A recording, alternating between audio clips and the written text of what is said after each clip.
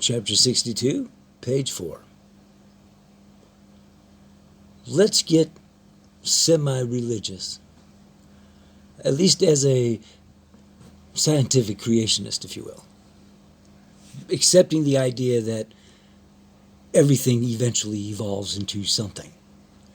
There's a little tadpole called a sperm and a big old egg 15,000 times its size, evolves when they mate, evolves into what you're looking at now.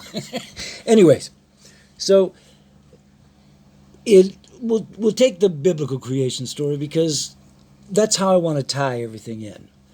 Only because every creation story is similar in some way, but most of us are familiar with this one, thanks to the Roman expansion. So we'll say that that in 6 days, the Big Bang happened, God created, whatever. And then on the seventh day, it was left to the inhabitants of the planet. So let's say that, let's get ridiculous, because science doesn't have any answers that really make any sense once you do the scientific process that they call it. So let's say that the world is, at the present as we know it, 6 zillion plus years. Not quite 7 zillion.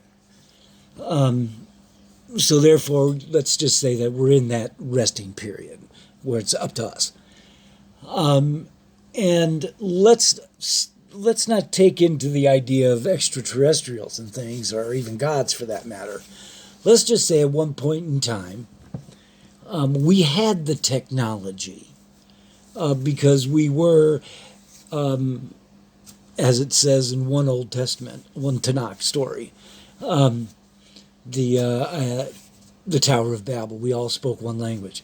So let's say at one point that's how we were able to create the crystal skulls and the huge heads on all the islands and the pyramids all over, not just in Egypt, but everywhere else that we find these pyramids. And let's say Atlantis even existed, because we had the technology, because at one point in time, we were one thought.